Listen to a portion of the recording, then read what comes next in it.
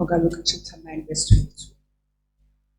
Wathi indodana yomuntu imelwe ukuhlupheka ngokuningi, ilahlwe ngamalunga labapristi abakhulu nababhali, Yes. ibulawe, ivuswe ngosuku lwesithathu.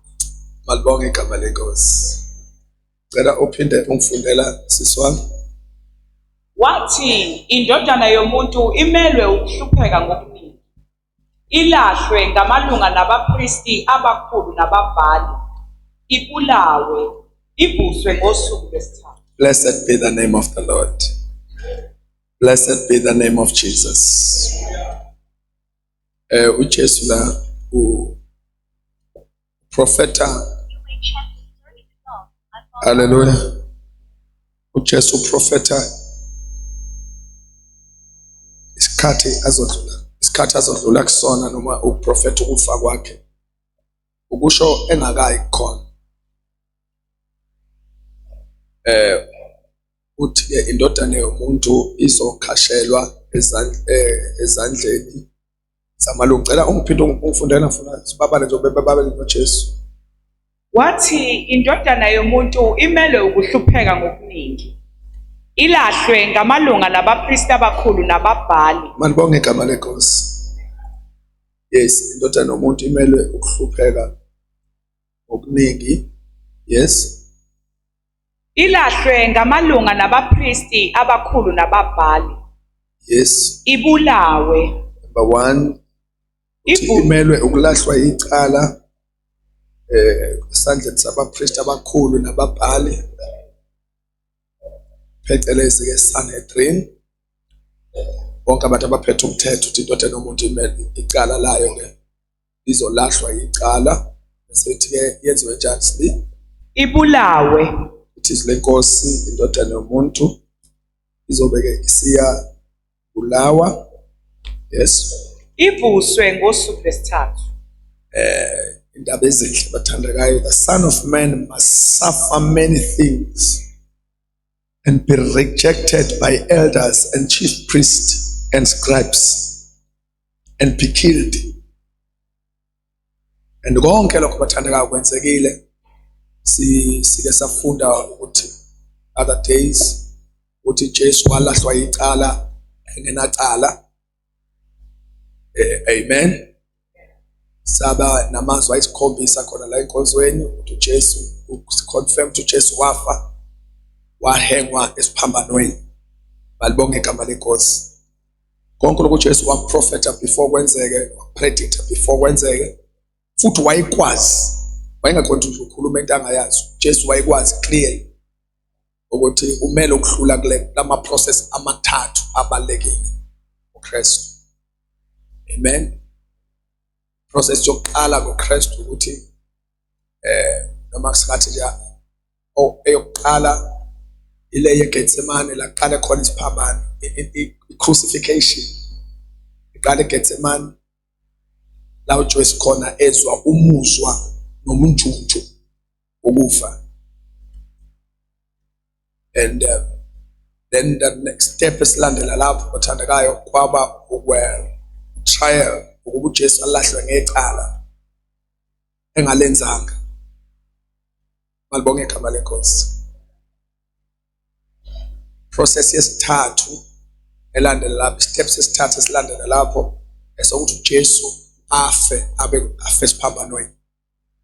So to qala iGetsemane kwaba ukuthi uJesu ulahlwa icala. Emva kokulahlwa icala lakhe waya esiphambanweni. Jesus died. You understand abathandakayo zethu? Yeah, fanele landelisa njengoba ngizisho. iGetsemane mayisiqala nje qala eGetsemane edlula uJesu waba kwi-trial walahlwa icala. Emva kalokho waya kwi-cross bracket wafa. Khona bathandekayo asokuba ukufa kaJesu. Namhlanje ke sibuka naye iprocess yokugcina. Funda ke sibili. Wathi indodana yomuntu imele ukuhlupheka ngokuningi. Imele ukuhlupheka ngokuningi. Ilahlwe ngamalunga nabapristi abakhulu nababhali. Lahlwe icala. Ibulawe. Ivuswe ngosuku lwesithathu. Malibonge igama lenkosi. Yes, namhlanje sizobuka very close le steps sokugcina uJesu ashilo ukuthi indaba yami ayizukuphelela ekuhlushweni, indaba yami ayizukuphelela ekulahlweni icala, indaba yami ayizukuphelela ekufeni esiphambanweni, kodwa indaba yami izophela ngokuvuka kwabafile. I want to believe, Bathandaka, is one of the good news of the church. Oh God, hallelujah.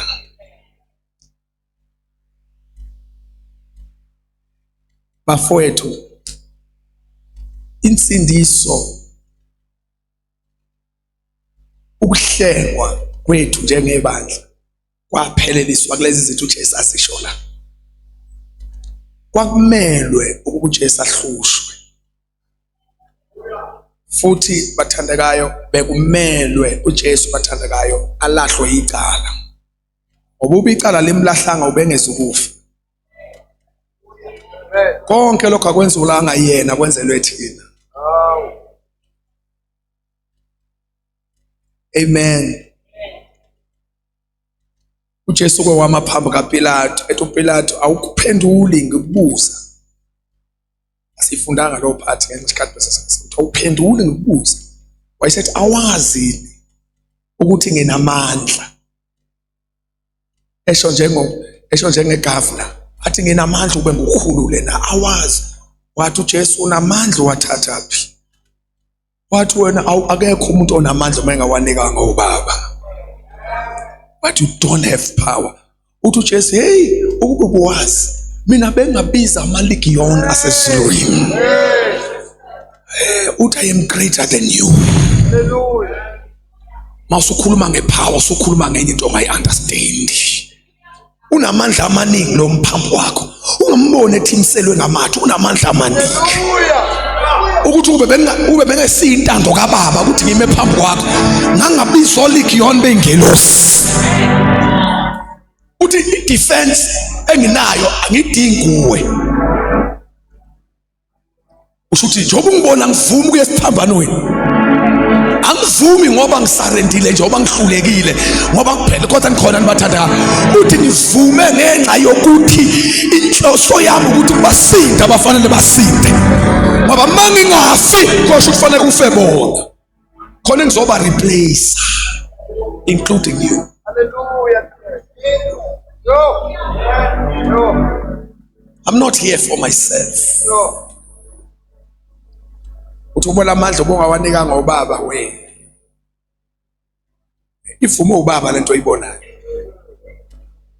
So uJesu ubengeye esiphambanweni bazalwane. Ngifuna amasothandeza namhlanje oba namhlanje sizokwenza this part senze part ye Holy Communion, senze the final declaration, the service is done. Cela ungacabanga senze umnikelo, the final declaration, then the service is done. Bazalwane ngifuna si understand these four uJesu uyibale engakenzeki and yonke ibisho ukuhlengwa kwethu. Ndodana yomuntu izokuvumela ukuhlushwa ngokuningi and we praise God for that. Angazi bafuthi ngathi ilanga le celebration namhlanje. We need to praise God for that. Uthi uJesu ehlushwa ngokuningi abekezela. Angazi bafuthi noma sonke uyemcabanga uJesu bazalwane ehlushwa abantu anamandla kunabo. Nakhumbula mhlaba ezombamba ngithi nakhumbula bazalwane sike sayikhulumiso kuthe bezombamba nje wathi ubabhala incwadi encane wathi ngizofuna abantu wathi sifuna uJesu wathi mina bawa bonke ethe mina nje ezama ukubabhala incwadi nginamandla kunani benamandla uJesu ungathinti uJesu benamandla ungabanjwa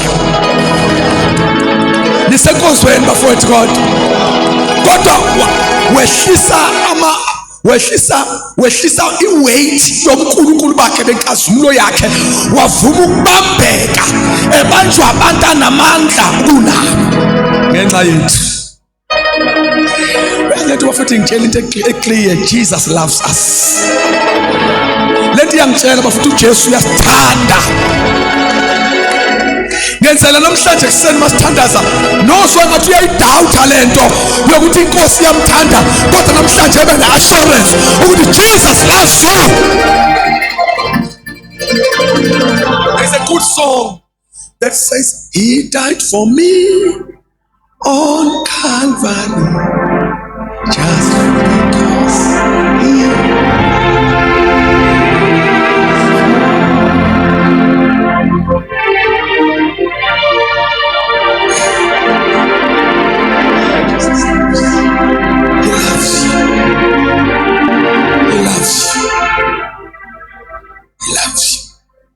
sengathi kaze ngimemeze kuze kuzwakala ezibilini zakho phakathi lapho. He loves you.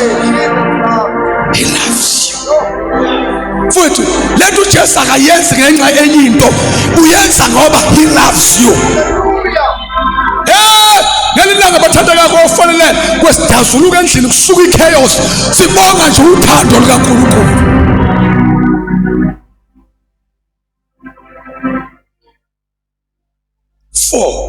Wavuma uhlushwa.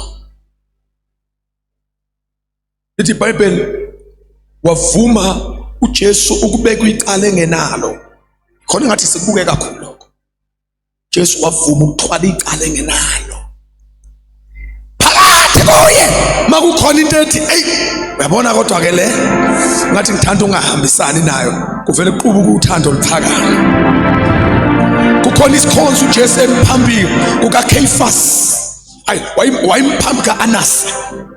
Uma eqeda ukuphendula uJesu waphendula ngeanswer engazuthi ayikhombisi ukuhlonipha ngokwelanguage yabo, ngoba ubuza ukuthi wena oba nabafundi bakho uthini umyalezo oshumayelayo. Wathi lento bengishumayela public, so asikidinga ukuthi uyibuze kimi, hamba ubuze laba kade ngibashumayeza ukuthi bengithini, ngoba uzama ukumcinga ngesifundiso sakhe. Ufuna ukubona yini abeyishumayela angatholi icala ngayo. Wathi buza laba engibashumayezile ukuthi ngitheni kubona. Lithi iBhayibheli kwasuka esinye isikhonzi samshaya ngempama uJesu, sathi ukuphendula kanje kumpristi omkhulu. Ngiyacabanga bathandekayo kwaba khona into ethi uyazi ukuthi ubani lo mshayayo, kodwa kwanyuka uthando. Wathi yabona ke uma nga-athenda le ngeke ngikwazi ukubafela labo engibathandayo. uJesu wanyamezela. Nithuleleni bathandekayo esontweni. Wabekezela, wathinselwa ngamathe, wabekezela, washaywa, wabekezelwa, wabeka icala ngenalo, wabekezela, wayesiphambanweni, wabethelwa, wabekezela, wafa, wabekezela ngenxa yothando. Holy City, Jesus loves you. Shilamanda Zini Pipi, Jesus loves you.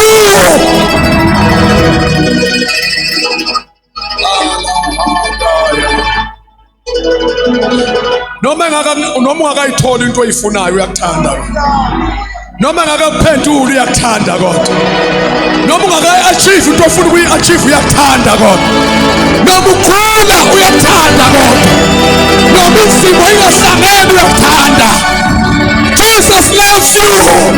Jesus loves you. Jesus loves you.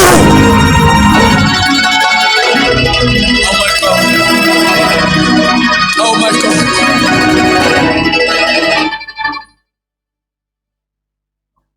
He loves you. I want to tell you something ezokwenza umbone ngenye indlela uJesu. uJesu uma ekuthanda akakuqhathanisi namuntu. Can I repeat my statement? uJesu akakuqhathanisi namuntu uma ekuthanda. Listen, ukuthanda angazi ukuthi wena wedwa khona emhlabeni. Lalela, akakuthande bekumesha nabanye abantu. He loves you as you are. Futhi ukuthanda wena, yabona, uthanda wena nje, uthando lwakhe direct.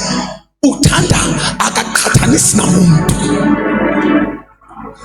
Akathi yebo khona ngiyakuthanda kodwa hayi kunobani cha. Wena nje umebuka wena uthanda wena, uthando lwakhe liqondile imali eqonde kuwe ngqo.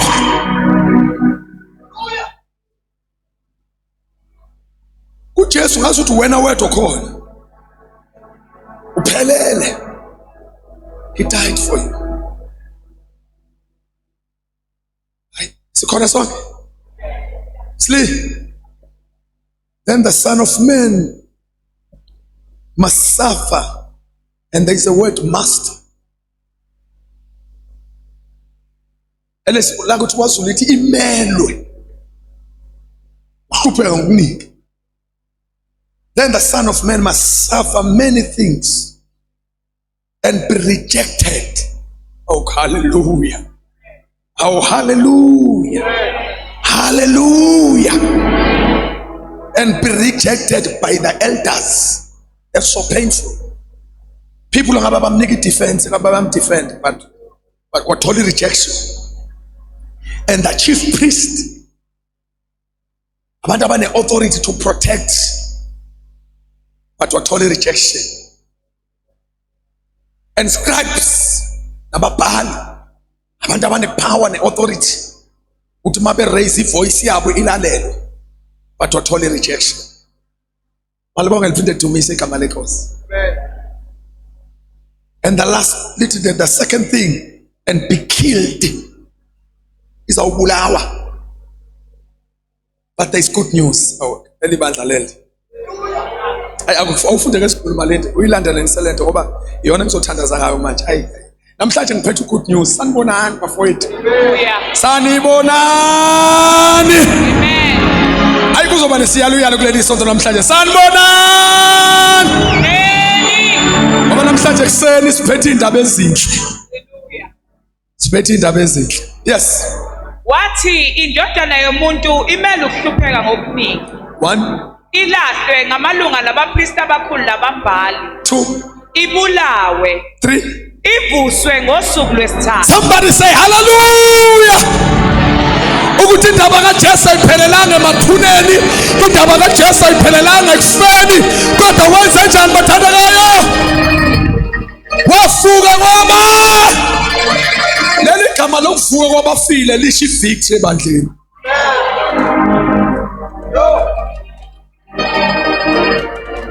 Kimando mas. Bafowethu awasikhuluma ngokuvuka kwabafile. Abafundi bakhe uma bebona uJesu ebulawa phambi kwamehlo abo, some of them trauma yabankulu lapho. And bafowethu asingene ecathulweni zalabo bazalwane. Ngoba sometimes uma ufunda iBhayibheli okube realistic, uvele nje umkhiphi uphethe ufake wena.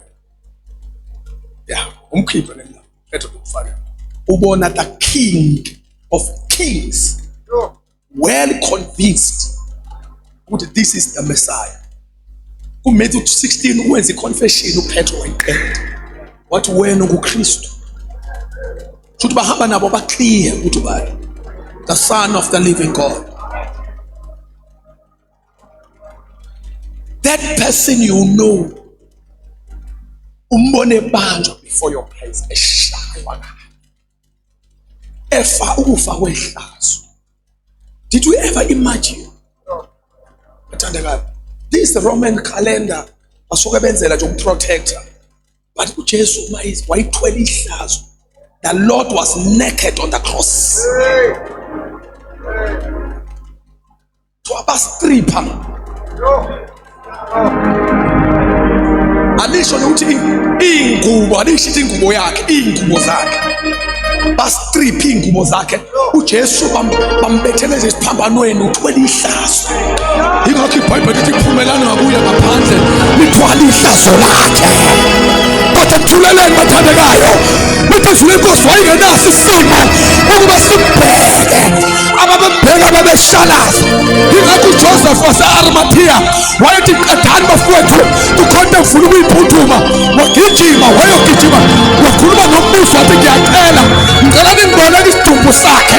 Lithi wathatha idubo yelineni ngoba into wayijahile lo bhuti ukufihla ihlazo likaJesu. Somebody say hallelujah. Was naked on the cross just for me.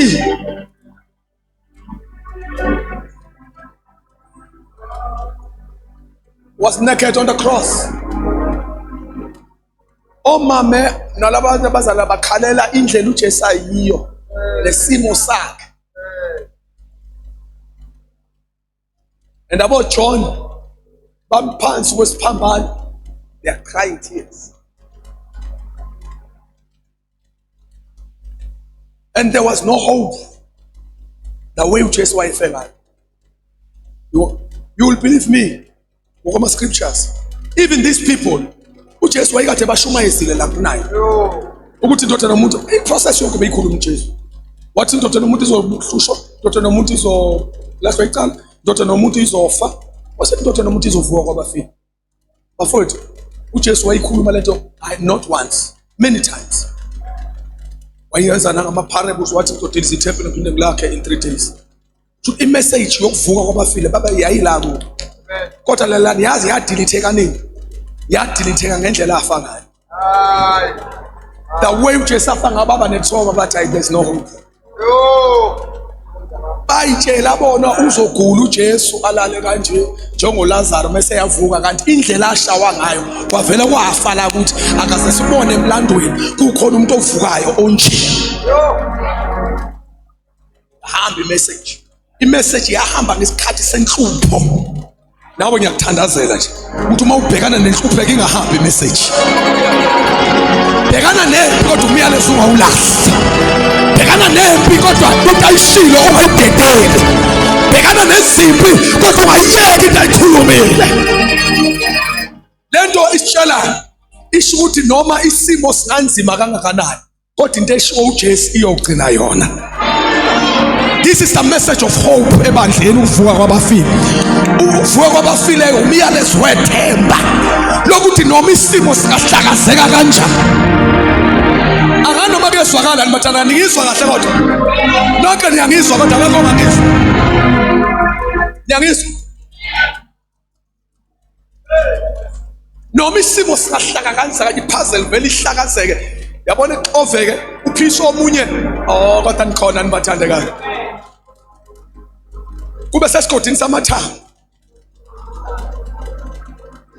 Le yambi yafa elikabi nezinja nezilwane nama-vultures ayithatha ithambo elinye ahamba nalo. Mhlamba yolibeka le. Kwaba inhlaka. Uphiswa ngapha uphiswa ngapha kwakuyisigodi esikhulu lesiyana ngithi. Kwangesona isigodi esincane ngocabanga nje ihole. Lithi iBhayibheli kwakuyiveli. Yabo?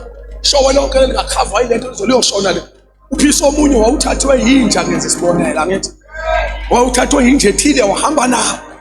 Kodwa manje ufanele ukhande ishape yalo muntu. Uthatha umlenze wakho omunye ule. Unyawo lakhe.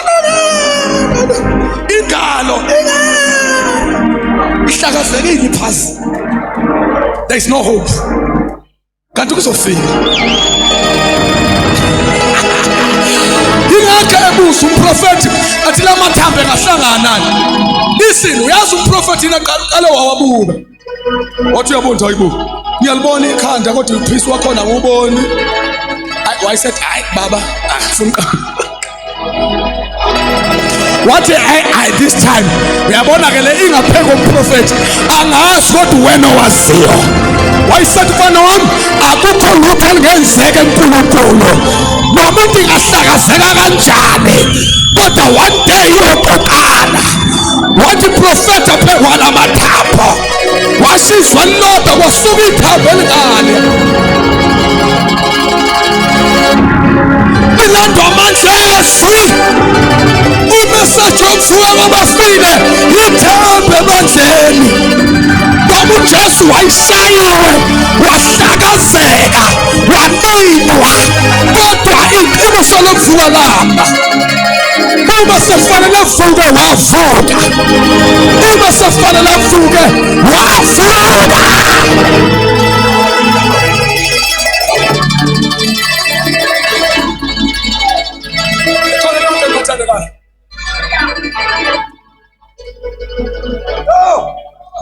Umbhalo weCilomo wabhala ingoma ethi wavuke thuneni haleluya.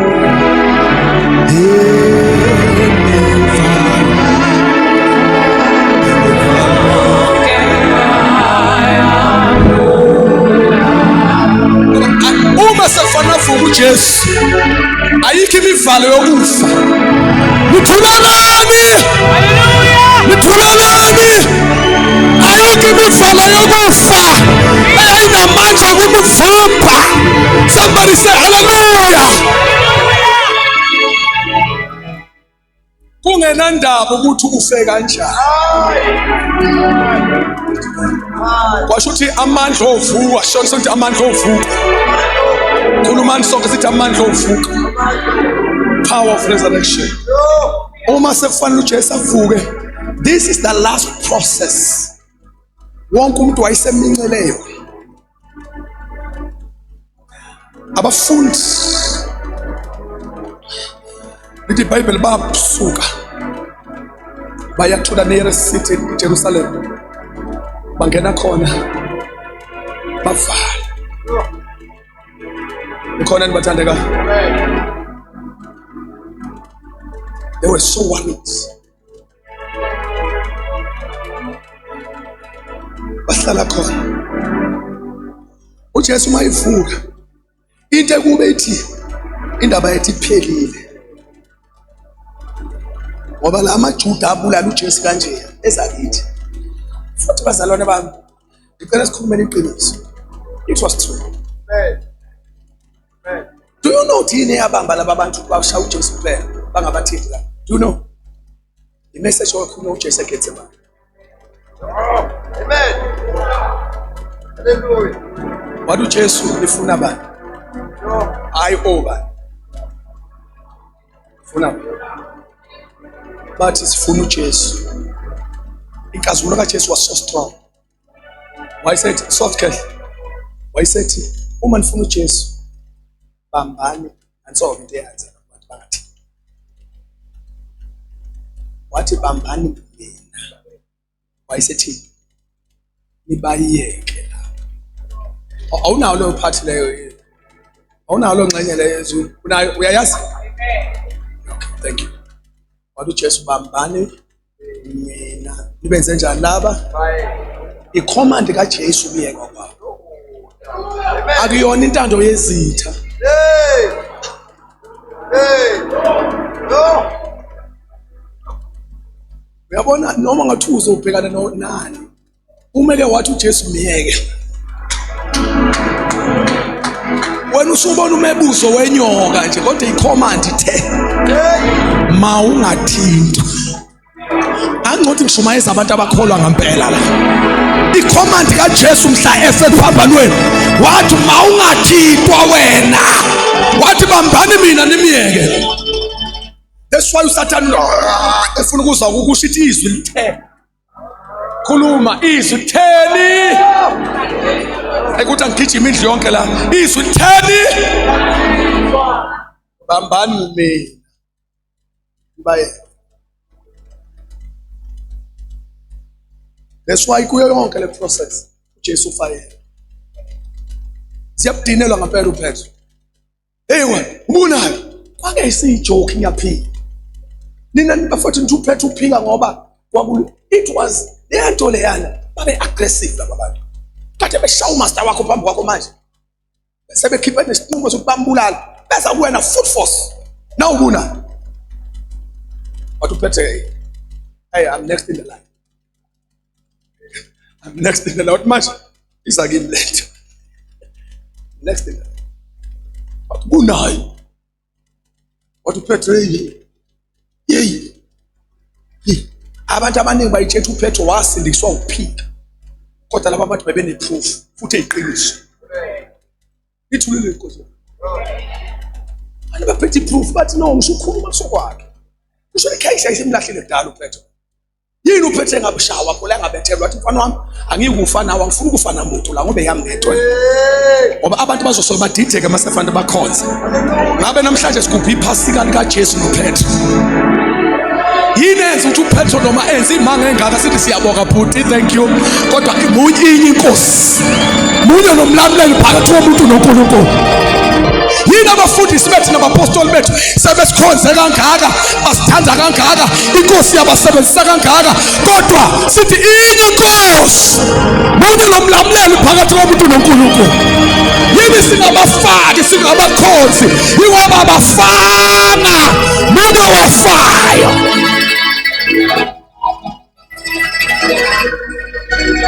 Nabo nje bangakufelwa njengathi, so abakwazi ukuhlala esihlalweni sikaJesu. No,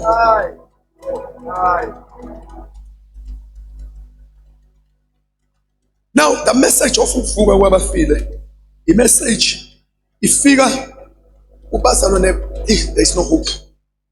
That's why I called it a message of hope.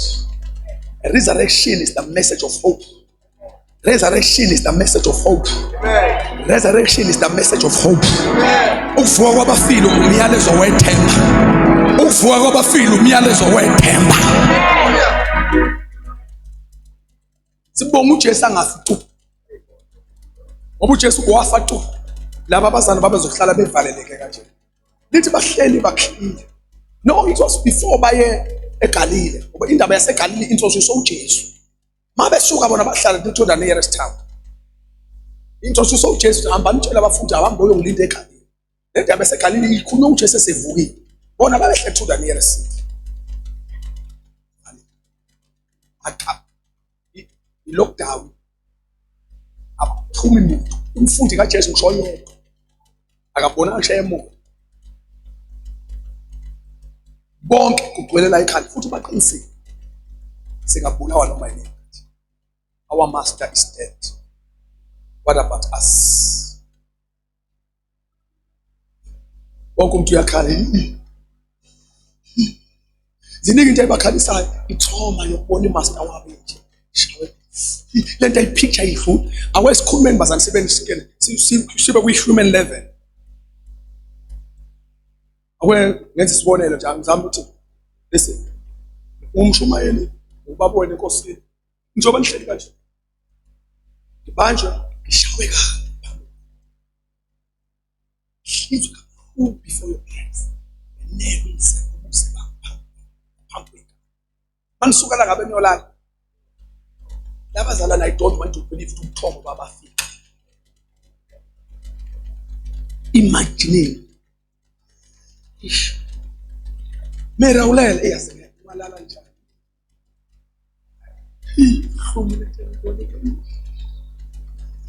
Isise siqedwe kanje. Enye into abakhalisa kakhulu kwemoto kushawa kaJesu. What is next? What is next? Oh, this is what is happening to you. What is next?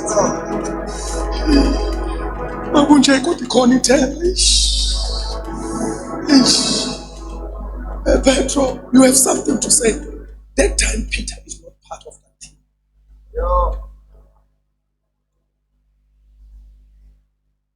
That time Peter is not part of it. Enkathi Petro eqeda ukuphila uJesu akabangisajona abafundi. Uzobona ukuthi uBhayibheli litshela akabangisajona abafundi. Condemnation. Peter was condemned. And Makapo owenza umbusa kaBasha uPetro abakhomiti suicide njengokuthi. We may laugh at it. It was painful. One of the most committed disciples of Christ. Into yasho kanti wadume uthini uzokufa uzobula abantu futhi kancane uzoyifela akhuluma natural death but abakhohlwa maba ufika ngikhona mina la uyofa khona ufa. Ndifuna nibone that God that speed is coming. Petro was a man of his words. Uma befika abapriest befuka abapriest abakhulu namalokhoza baphika bafika abahlomile ethimini kaJesu iweapon ayikhona kwangamasoda awuthuphe. Welcome to the bed. Laba bantu bahlomile bonke baphethe inkempe kwi-team kaJesu baphethe inkempe ezothi kaJesu ukuthi wababuza wathi khona Bathi khona inkembe imbili wathi uJesu ayi-right. Ingayi-8 ikhala sambe naleso doctor I don't know why. Mana kungangiphuthuma uzobe ungisheshisa ibungu uthi indaba uJesu.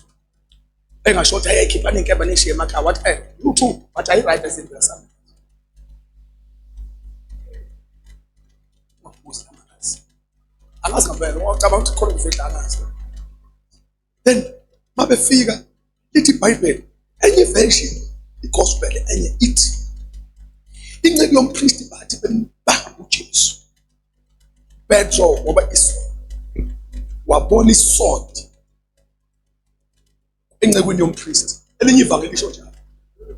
Lithi wahosha isword encekwini yompristi. Wa-attack. Emaphe kwamagama. La uyofa khona ngofa khona.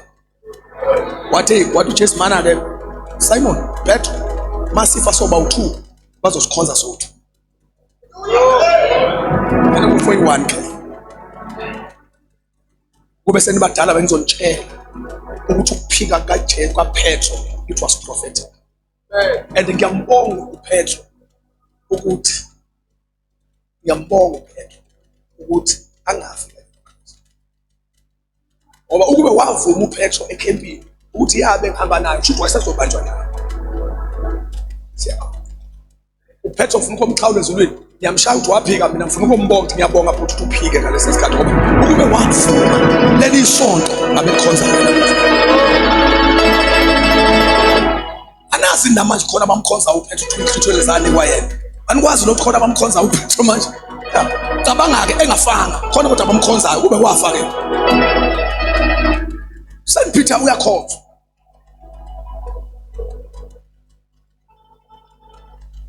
Then listen. Then uJesu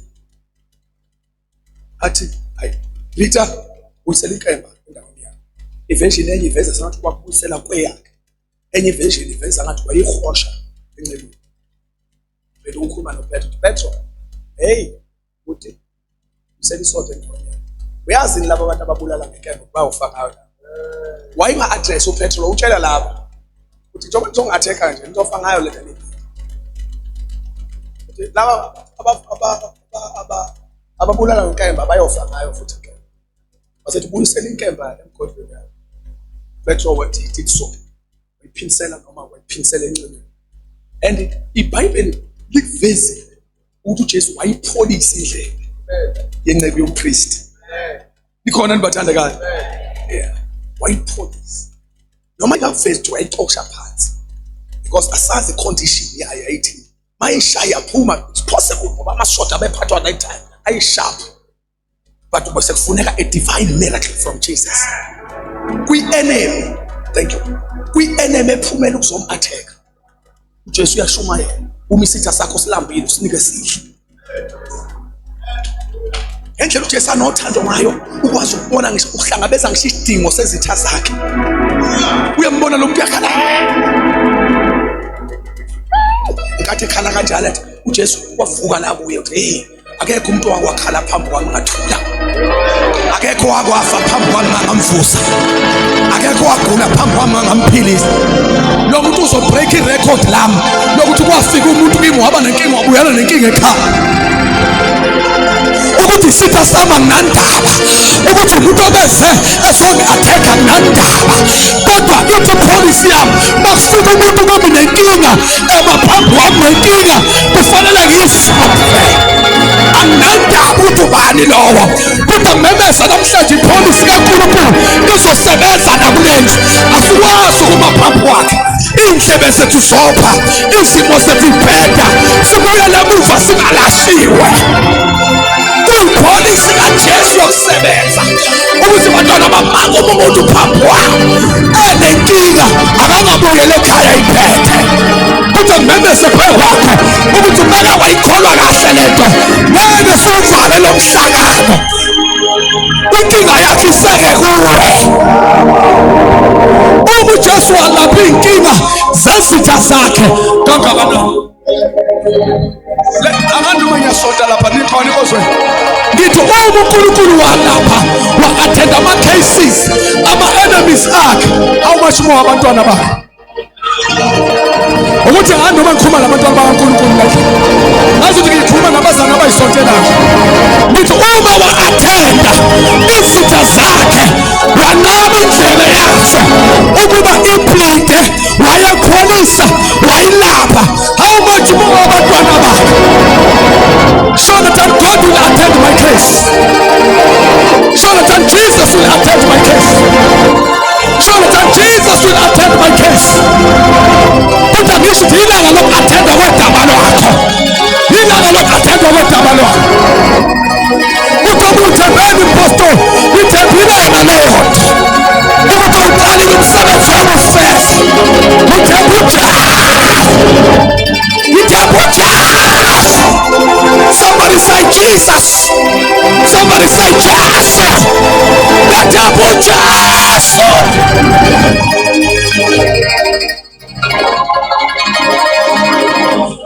Sengi Nkosi yami lama keys angihlala kawo ngihlala ngintshela ngawa wrong.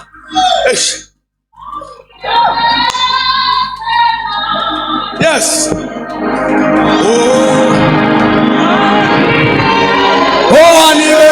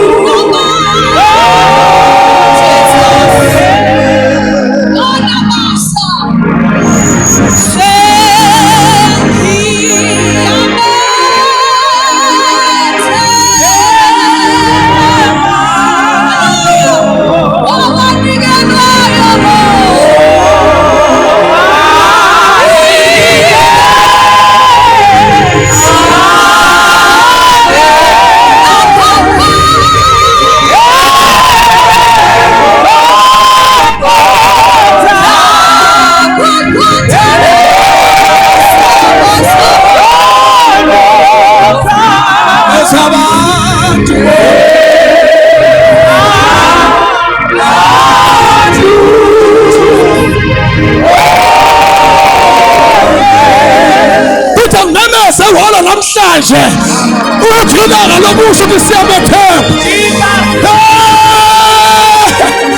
siyamethemba uJesu, siyamethemba uJesu,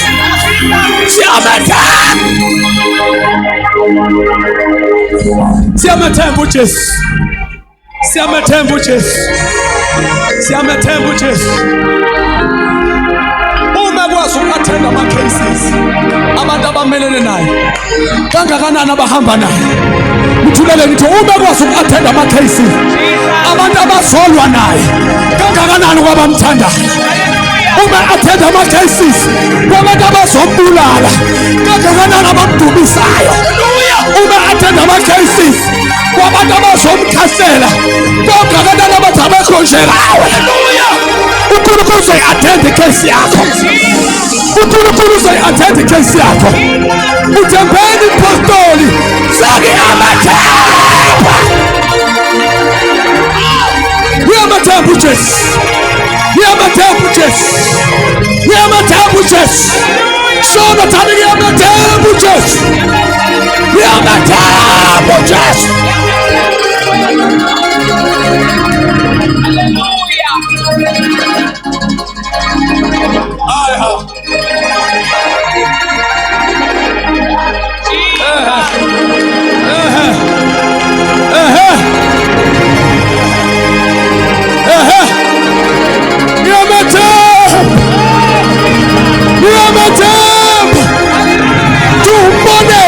Ngibone attend ama-cases abantu abamelene naye manje, mina ngumntwana wakhe, mina ngiyamdumisa, nami ngiyamethemba.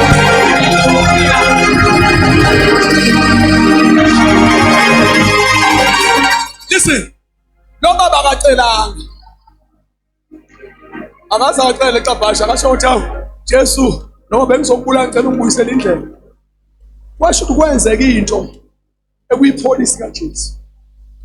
But I don't allow any problem with them. I don't allow any person with a problem before me. Ame phambi kwami aphinda emuva nenkinga. Anginandaba thobani.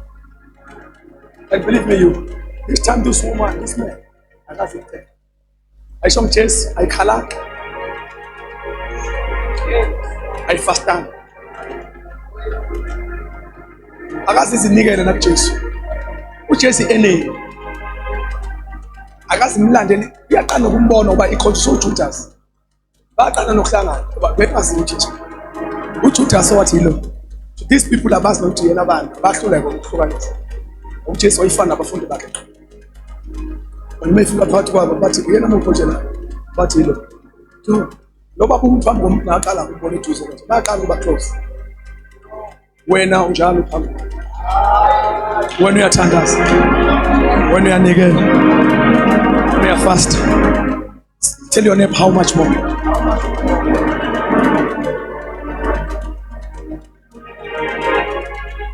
Uma uJesu attend umuntu angakaze athandaze. Kangakanani abathandazile. Uma uJesu attend abantu abangazi ukuthi ubani kangakanani abamaziyo. Uma uJesu attend abantu abangamdumisi kangakanani abamdumisayo. Uma uJesu attend thulalani. Uma uJesu attend abantu abangamkhathaleli kangakanani buka ukhathela unjani. Weekend yonke suka ngalo langa ubhizi uyakhonza ububekile unyama ayivumi umathakathaka ngenxa yakhe. Ngiyakutshela nami ngiwenqaba namhlanje ukuthi uphume ngaloya mnyango inkosi ingayi-attendanga indaba yakho. Sekethe phethophotheni kuzibhidila masatana yala masatana makhata yala masatana baya uma kwenzile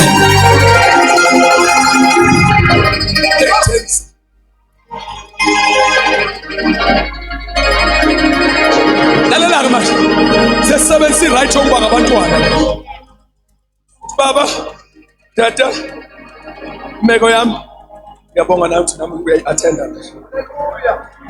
Athi uJesu usho nje maqondana hayi ngivele sengiyazi kuyi-system kuyi-policy yakho yokusebenza. Umuntu akambi phambi kwakho abuyele emuva nenkinga yakhe. Uthi usho kanjani? Baba ngikubonile.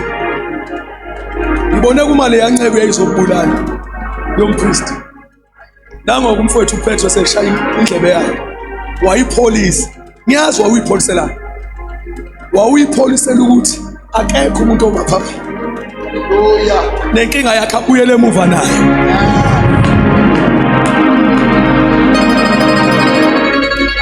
uNkulunkulu uyawahlonipha uJesu uyawahlonipha ama-policies akhe okusebenza more than ukuthi wenzani. He's a God of principles. Oh, bafethu kodwa ngikhona. Kulungile makumeka vele ume wena mase siyafuthandazana. Jesus died on the cross. He rose again. The message of hope. Akekho umuntu wayicabanga ukuthi uJesu angavuka kwabafu. But funa kunikeza na assurance as we pray. On the third day. On the third day. Funa ukubonga inkosi. Ukuthi uJesu uvuka ithemba lini. Abafundi bakhala. Umhlaba uyacelebrate. Atufile. Izolo ngokumgqibela uJesu noma ngahlala phansi mahlala.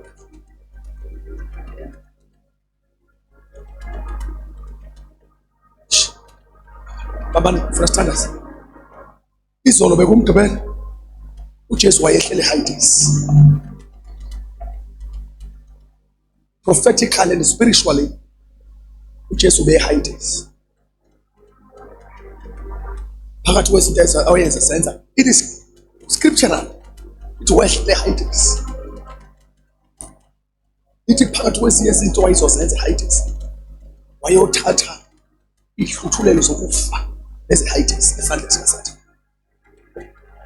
He was going there to take all authorities. Ingakho mevuka uJesu uthi uphiwa amandla ezonweni emhlabeni. devil ethi Satan awusenamandla ukufa. Awusenamandla ukulawula ukufa. Death is conquered. Hluthi hluthuleza ukufa. Shuthi Satan, you never control death. Only abantwana bakho. Abekho abantwana bami ukuphinde balawulwe. Ukufa qotshiwe. Hades. Ehluthuleza ukufa neze Hades. Hluthu. Lithi enye into wayenza uJesu wabe esezovuka ke usuku lesithathu. Lithi iBhayibheli wavula eshintsha imizimba yabangcwele. Uyayikade ise paradise. Be paradise before. Nalikade lakhelene neHades. Uhlukanisa nje umhoso omkhulu esesikhulu sokuthi umuntu ona engakwazi ukufika. In a way that is in iBhayibheli babe uAbraham waphakamisa obalo steps aphakamisa amehlo sambona uAbraham ehleli noLazarus. That means the Hades, the paradise. Noma ongewona omakhelwane kodwa kwakungekho eduze. Ithi iBhayibheli uJesu wavula iparadise wakhipha imizimba yabangcwele wathi ngeke ngisaphinde ngifune ukumbona ihlele eduze kweHades. Washo ukuthi location iparadise. Wakhuphuka nemizimba yabazalwane abafika kwi-Old Testament wayoyipresent as the high priest kaNkulunkulu egcina eparadise. Kuthiwa that paradise ney'ndawo ezayihlala abazalwane ngosikhathi kuthiwa uSathane seyi-invade leyo ndawo uma kulandelwa umlando weprofethi. Ngoba ngenxa ukuthi inamba yabantu abangena eHades isiyandile sebe-occupy nje nendawo yayilungiselwe bona. So kuthiwa iyaqheliswa manje sekuzokwasetshenziswa leya ndawo yayiparadise isingcolile manje. uSathane ukhanda ama-cells okufaka imiphefumulo efingeni Jesu. Because bonke abazalwane bavuka. Obani sashumayela nabo. Lithi iBhayibheli nge-resurrection kaJesu wavuka nemizimba yabangcwele. Kuyisimanga ukuthi imizimba yabangcwele yabonakala ihambe ezitradini zaseJerusalem. Old Testament saints babonakala behamba ezitradini zaseparadise. Lolu vuko bafowethu kodwa Jesu. Lolu vuko bafowethu akuyona nje into akuyona namavault amancane. Heavy duty le. Lolu vuko amandla angadinganiswa. Lolu vuko bafowethu akakwazi uJesu ukuvuka emva kwalokho banganyakaza abantu. Enkathi uvuka uJesu wavuka nemizimba yabazalwane. Imivalo yokufa wayaphula. Ufa kwehluleka ukucontain abangcwele. This is for your own homework. Uhambe uyoyenza. So yenza kwiBhayibheli study. This iBhayibheli imizimba yabazalwane yabonakala. Imizimba yemphefumulo yabazalwane ekade ifele enkosini. Lithi yabonakala ihambe ezitradini zeJesu.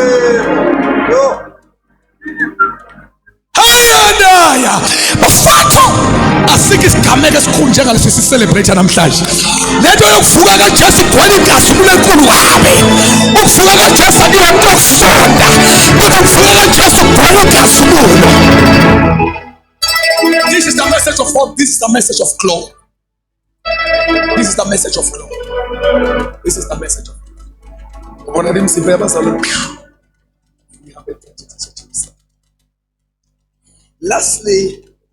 Lastly, uJesu oshayiwe, uJesu ohluthuliwe. Mayisevuka. Uvuka nomzimba wenkazimulo ongenasiqa.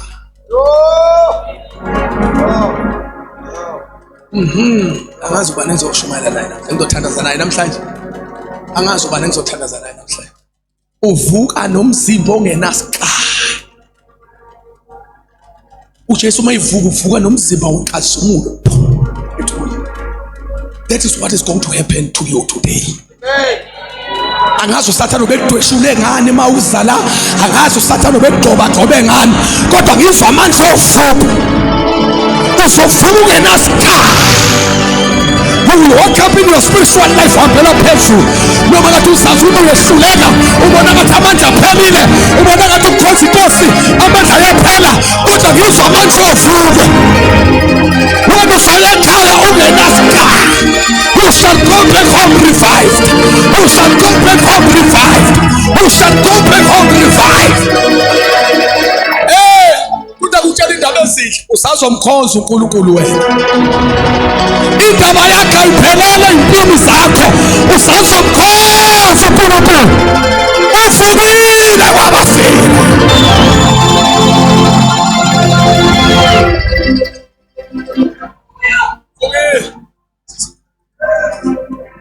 Lady andasakama. Angazi ithuna bese libamba isikhathi esingakanani.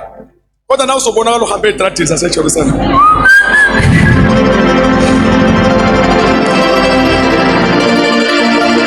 Futhi uzohamba ukhululekile.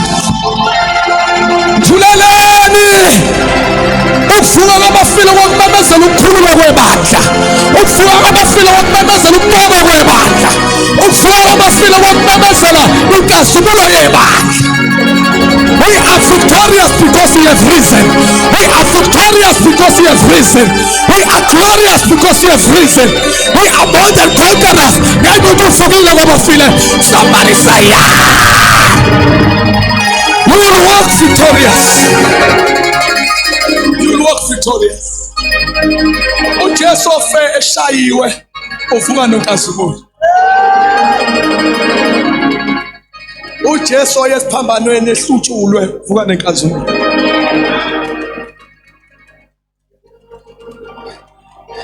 Bukani uJesu mayivuka lithi wevuka wendlula ngakho inkosi mayisihlekelela.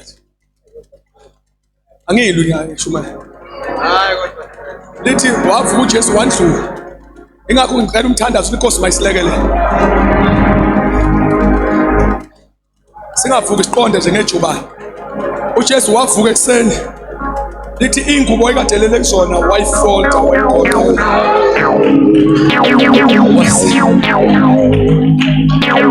Khona into engiyithandayo ukuthi uJesu akaphumanga neingubo zokufa ethuneni. What belongs to death must sala to death. Okubelonga kufeni kuzosala kufeni. Angihambi neingubo zokufa. Udulalani namhlanje ingubo zokufa uzoyishiya. Akuvukile baba. Uvukile. Yasala ingubo zokufa.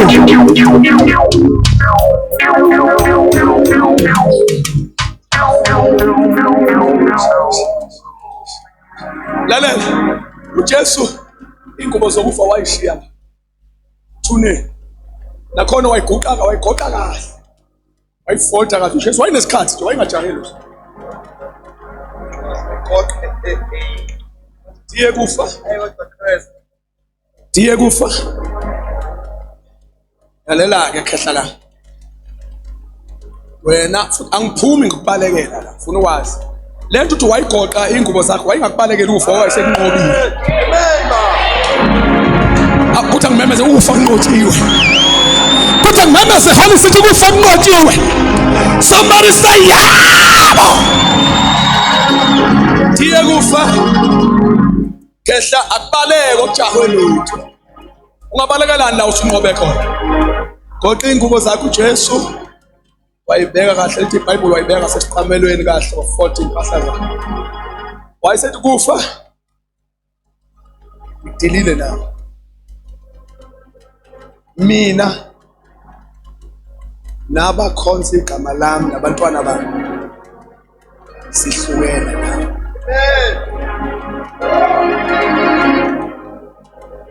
Mina nabantwana bami sihlukene nawe.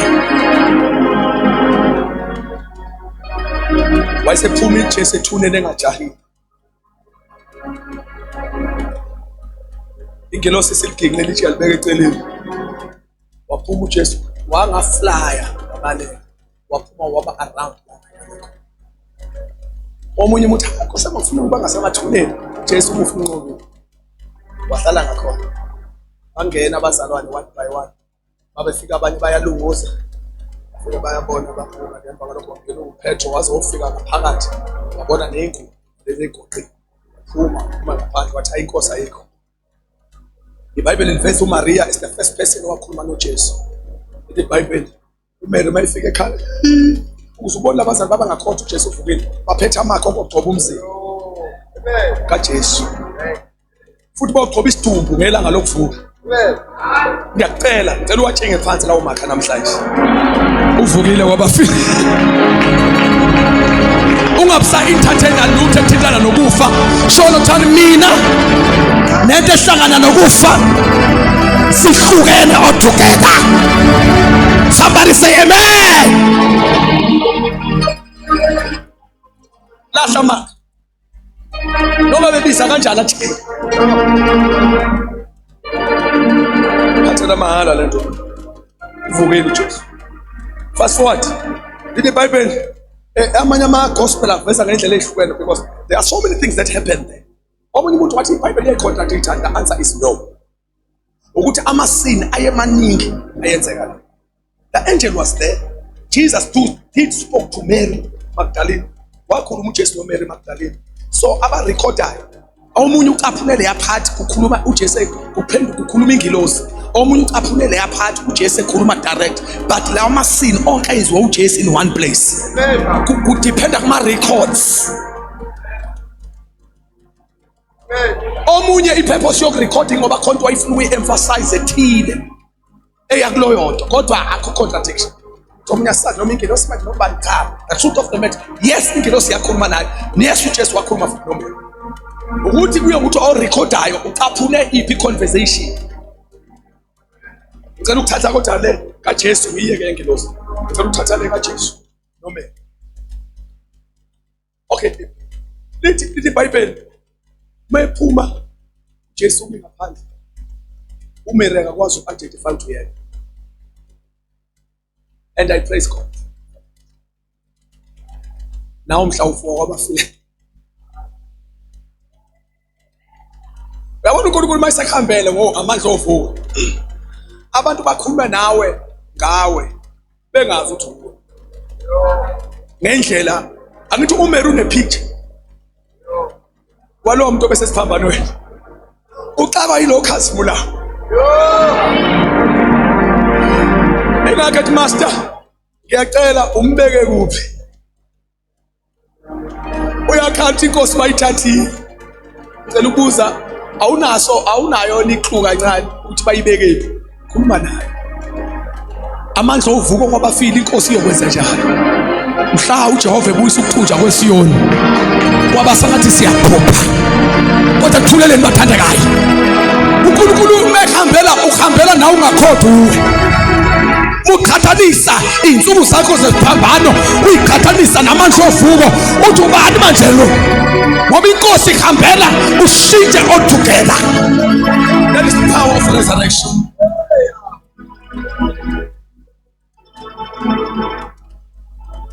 Ngeke uhlaluje. Ngeke uhlaluje. Ngeke uhlaluje. Ngeke uhlale kunje. Othi ngeke ngisho kanje ngeke kuhlale kunje. Uma uJesu wahlushwa ngokuningi, uJesu wafa, uJesu wavuka kwabafile. Ngeke wena uhlale kuyiprocess eyodwa. Ngeke uhlushwe phakathi. Ngeke ufe njalo. One day we shall.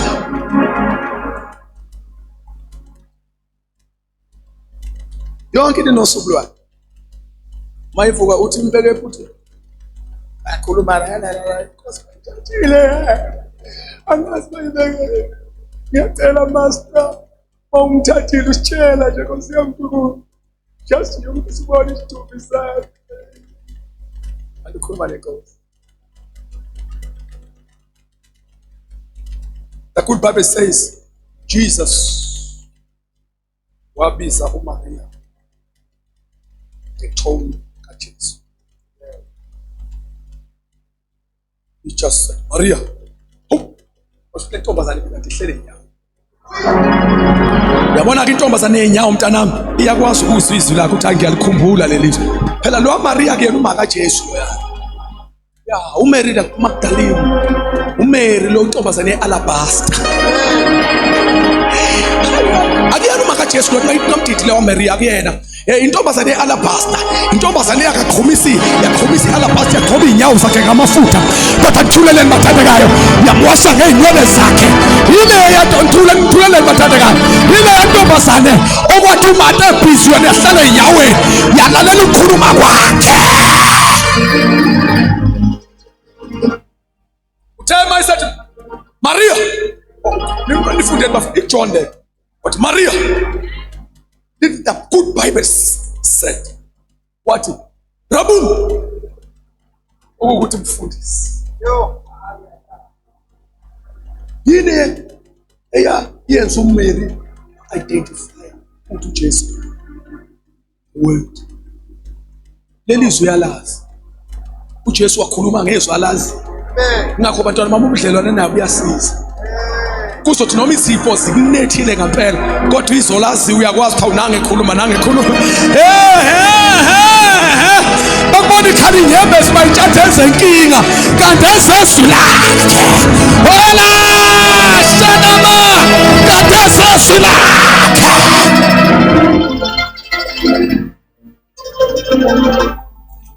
Maria, what is Rabun? The Bible says, what? Wakijima tufuna ukumbamba. Wathi ukumbamba. Ukuba ngayi baba. Theology, there's so many things there. So abanye ngoba wayesazoqala khuphuke as a high priest, as a petty cast lakhe. Ayopresent igazi lakhe. We holy of holies before the Lord. Ayofafaza isihlalo sokhoso igazi lenkulu, igazi belenze njalo. Ayofafaza isihlalo ngegazi lakhe. Okay, praise God for that. Abanye bathi ungabambi uMary because angakhuphuki. Because uMary wasevuleka amehlo ukuthi mayifunga kwabafileyo. Konje wathi step esilandela isiphi. Atho ngizokuye ngikhuphuke ngiba. So zama ukumbamba nje I don't ngahamba. Baningi abashunteni bathi bonke baqinisile. Kodwa noma yiliphi iqiniso abaqinisile bonke ba right. Nayi interpretation. iBhayibheli lithi wafuna ukumbamba.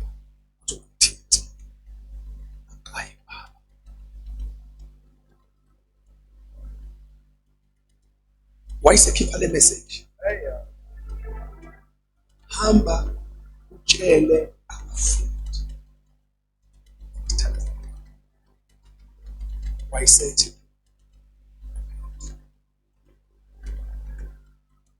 fundela mali fundela. Sesithatha selapha.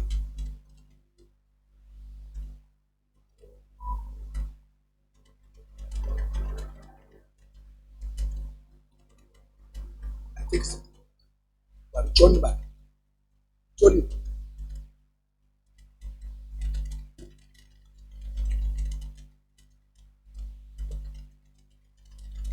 And John 20. Ngicela ungenzela ku Mark 16. Ungenzela ku Mark 16.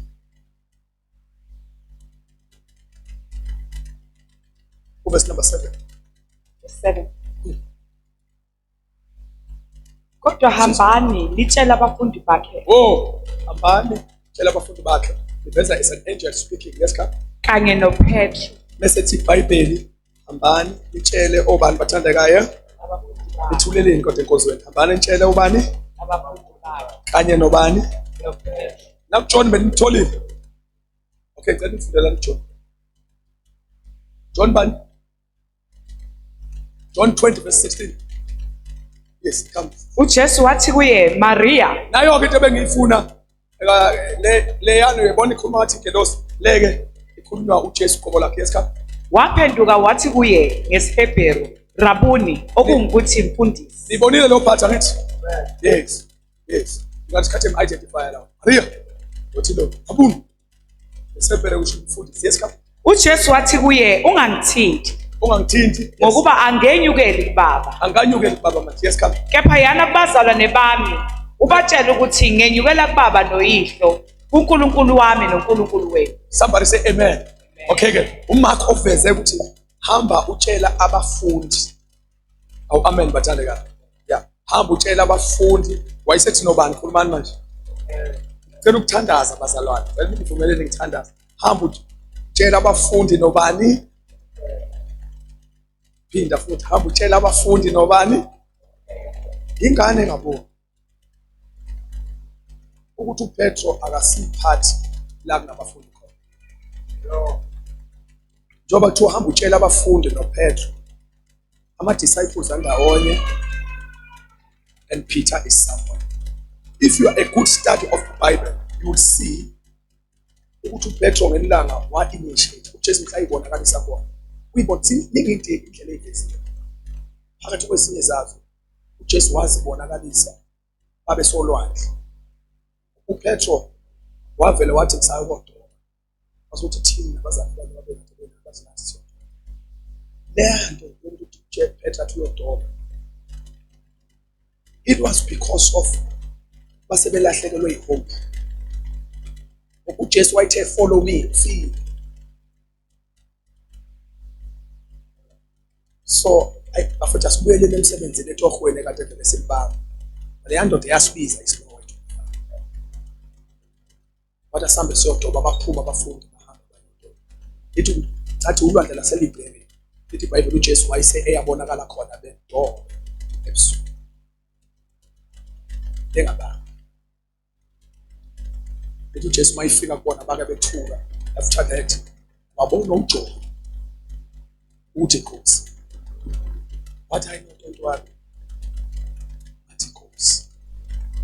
Lithi izwi lenkosi uJesu mayifika kubo wababuza ukubuza, aninakho ukudla abantwana? Bathi laba yebo, engakavethu yebo. Bathi faka namanethe ekeni ngakosekunene. Baphosa amanethe ejuleni badonsa. Ithi iBhayibheli bahluleka ukwadonsa amanethe ngenxa yobukhulu benhlanzi. Enye igospel iveza ukuthi inhlanzi zaso 150. Omunye uthi so manje basindwa zinhlanzi ezo 150, athi ingqondweni yakho khona lokho. But khona into eshiwo iBhayibheli abangayilaka abantu. Babamba inhlanzi ezinkulu.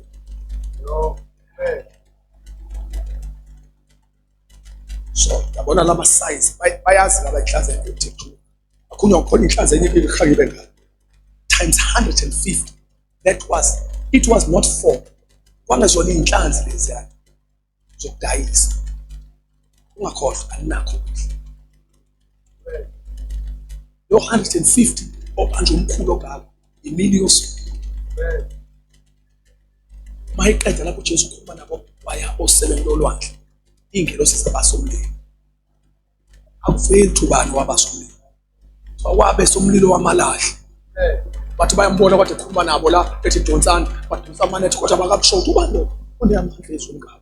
Uthi uPetro wabuya kancane ngiyakhumbula kade ecela ukugibela emkhunjini wami before. Uyena yazi ngiyakhumbula. Bafika yakhumbula. Lelizwi wayelifanele kababa. Uthi wathi ecela ukugibela emkhunjini wami singabambi lutho sesigoqa amanethe. Ama incidents awuthula awafana. Sesigoqa amanethe yakhumbula. Wathi samtshela fika sibamba ngalutho wathi kodwa ke ayibosana amanethe ejuleni zoba asebethi ke ngezwi lakho khona thina bese sigive up kodwa ngenxa yezwi lakho sokwenza njalo kumsababa badonsa amanethe iBhayibheli ayisida inethi sida idonsa bekhiphela ngaphandle mabefika ngaphandle uJesu athenda isimo sabo sendlala usebabasele nomlilo fast uhlela umlilo uJesu wayethi letha la enhlanzini enibambile zibuyisela imini sokushumela ngelanga bathi buyisana la enhlanzini enibambile bayibuyisa zonke uJesu wayibeka eziko bazosa. I don't know isiko asiphuma lapha ngoba ithi iBhayibheli uJesu wabe sebanikeza lesiko amehla avuleka baqala babona ithi iBhayibheli kwabona uJohn wathi Nkosi wathi guys izwani ngami inkosi. Lithi iBhayibheli buka konke ufuna nibone ukuthi yini iBhayibheli listate awuthamba notshela noPetro. uPetro ezwa ukuthi inkosi lithi wayesesemkhunjini yena kanti sebephumela osebeni abantu bamthethe hey Peter inkosi wathi ha sihlukane siphikele lithi iBhayibheli uPetro wayengagqokanga. Lithi iBhayibheli wayengaqasheli ugqoka lithi wayengambhathi ugqoka. Lithi iBhayibheli uPetro wangena emanzini mevuka lapho wathi Nkosi ungasondeli kimi ngisona lesisoni esethi sokumdinaya wathi ngihlukane nawe egcekeni lompriest sizohlangana okwenza ngithuleleni bathandekayo sesizohlangana nawe usungiprovide kanti unjani uhambela nezono ezifana nami kanti unjani bengicabanga ukuthi ngeke sisabhekana kodwa nami uyangathanda.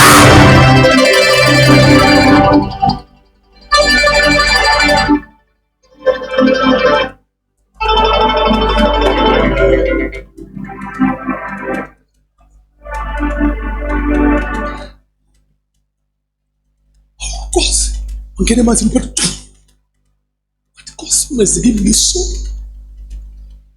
vusekani Peter come forth come forth. I don't know futhi siningi izinto esibhekana nazo basikhona kodwa amandla ovuka azolekela nababuthakathaka nabasebekhondemiwe. No, there's no condemnation to those who are in Christ Jesus. Ungavumi usathana condemn kodwa 90 years wophethe uthi uJesu wambiza uPetro Peter come 90 omcela ungenzela yona ungahambeli ukuthi usondele eduze kwakhe but Peter come ithi Bible uthetha nenhlanzi ithi Bible uJesu wabosela inhlanzi badla waphela inhlanzi 150 big fish was for the day not for market. Amandla ovuka kwabafile message of hope message of glory.